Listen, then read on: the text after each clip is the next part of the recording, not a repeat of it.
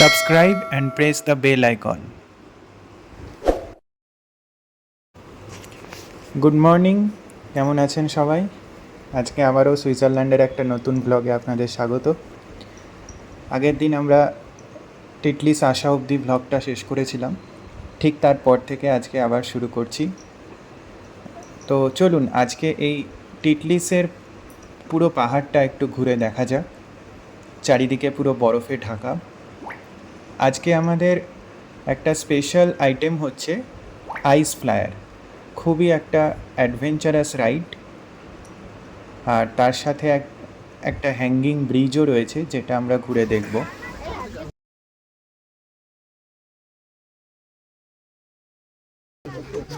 আমরা এখন আইস ফ্লায়ারের দিকে এগোচ্ছি। এই তো মর্নিং চলো তো আমরা এখন রোটেটিং কেবল কার থেকে নেমে লেভেল 5-এ নেমে এবার আমরা আইস ফ্লায়ারের দিকে এগোচ্ছি। The most attractive thing around this ice flyer. এটা পুরো ওপরে খোলা থাকবে, একটা অসাধারণ থ্রিলিং অ্যাডভেঞ্চারাস রাইড, যেটা বরফের ওপর দিয়ে পুরো উড়িয়ে নিয়ে গিয়ে আবার একই জায়গায় ফেরত নিয়ে আসবে। So we are ready to fly in the ice flyer. It's time for ice flyer. চারিদিকে শুধু বরফ আর বরফ, চারিদিকে শুধু বরফ আর বরফ। স্নো পন্ড স্ক্রিমের মতো শুধু বরফই দেখা যাচ্ছে। আকাশ আর বরফ মিশে গেছে, বরফ ছাড়া আর কিছু দেখা যাচ্ছে না। কোথায় যে বরফটা গিয়ে শেষ হয়েছে কিছু বুঝতে পারছি না। ওফ,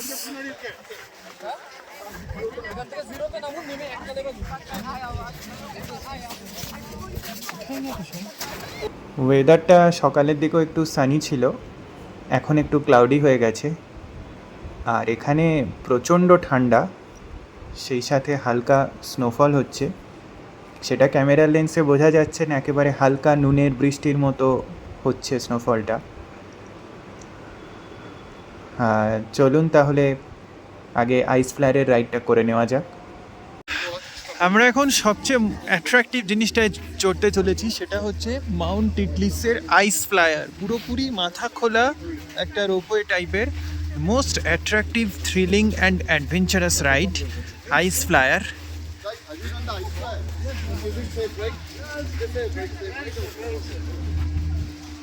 সেই আইস ফ্লায়ারের চড়ার ভিডিওই আপনাদের শেয়ার করছি।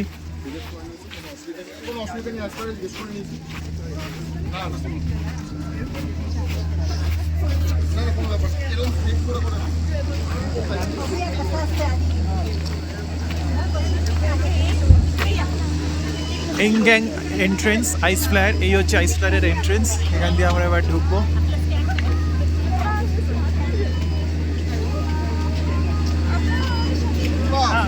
এই যে আইস ফ্লায়ারগুলো আপনারা দেখতে পাচ্ছেন,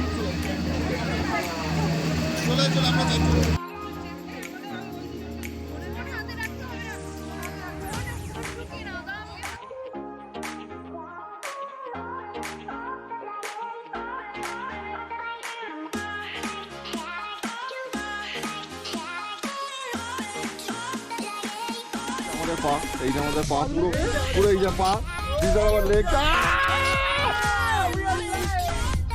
ও মা গো।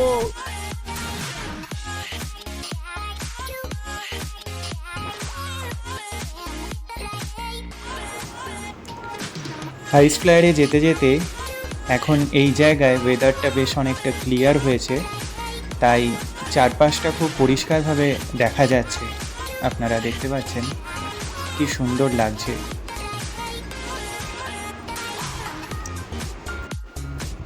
এখানে কোনো কোনো পাহাড়ে ওয়েদার ক্লাউডি, আবার কোনো কোনো পাহাড়ে ওয়েদার খুবই সানি। বাহ, ভালোই হলো। এখন এই ওয়েদারটা ক্লিয়ার হওয়ার জন্য বেশ চারিদিকটা খুব পরিষ্কার দেখা যাচ্ছে, কারণ আগে আমরা যে পাহাড়গুলো দিয়ে আসছিলাম সেখানে ওয়েদারটা ক্লাউডি থাকার জন্য কিছুই সেভাবে পরিষ্কার দেখা যাচ্ছিল না।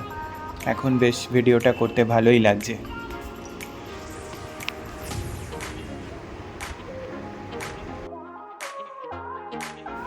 প্রথম দিকে এটায় উঠতে একটু ভয় লাগছিল, কিন্তু এখন দেখছি এটা খুবই থ্রিলিং। বেশ ভালোই এনজয় করছি আমরা।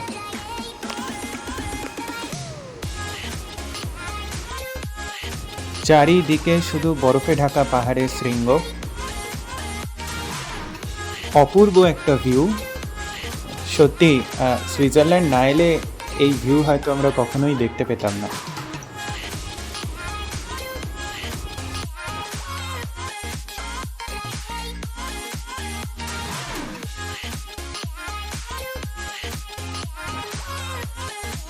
সামনে দেখুন একটা ফাঁকা আইস ফ্লায়ার যাচ্ছে।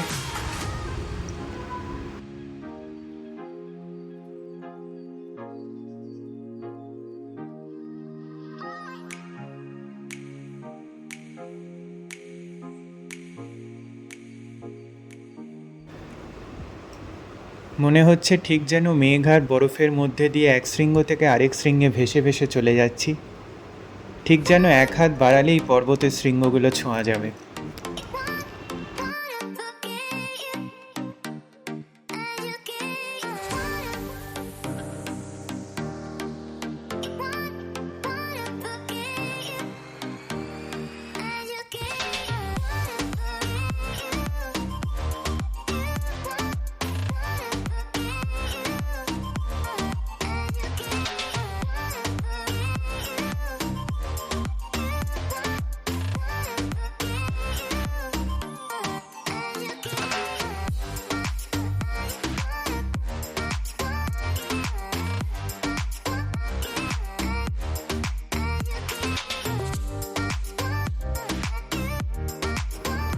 এইবার আমরা আবার একই পথে ফিরব। ওয়েদারটা আস্তে আস্তে আবার একটু ক্লাউডি হয়ে যাচ্ছে।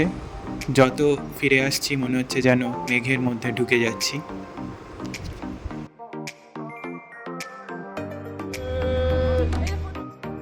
চলুন এবার ছোট্ট করে একটা লাঞ্চ ব্রেক নিয়ে তারপর হ্যাঙ্গিং ব্রিজটা ঘুরে দেখা যাক।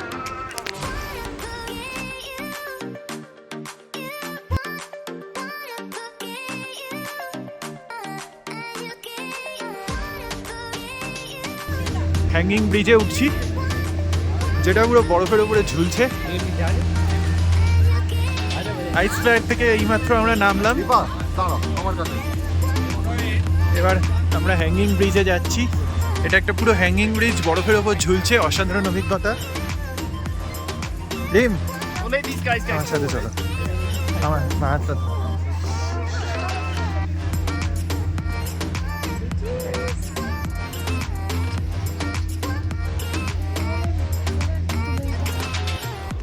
এই হ্যাঙ্গিং ব্রিজটা অনেকটাই লম্বা, পুরো একটা শৃঙ্গ থেকে আরেকটা শৃঙ্গকে পুরো কানেক্ট করছে, আর তার সাথে ব্রিজটাও হালকা দুলছে। এই ব্রিজের ওপর থেকে নিচের বরফে ঢাকা পাহাড়ের ভিউটা সত্যি অসাধারণ। আচ্ছা, আগে একদম আগে কর্নারে পয়েন্ট আছে, ফটো এখানে তুলো না চলে। ও নিচেটা ভিডিও করছো? অসাধারণ অসাধারণ, বরফের ওপর এরকম হ্যাঙ্গিং ব্রিজ জাস্ট ভাবা যায়। প্রেম সামনে এগিয়ে চলো, সামনে অনেকটা ক্লিয়ার ওয়েদার আর সানলাইট পাবে।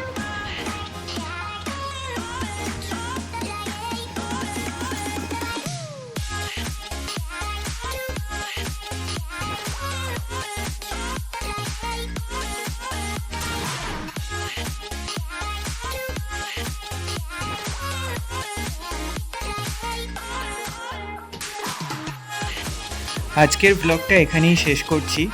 আবার দেখা হচ্ছে পরের ব্লগে।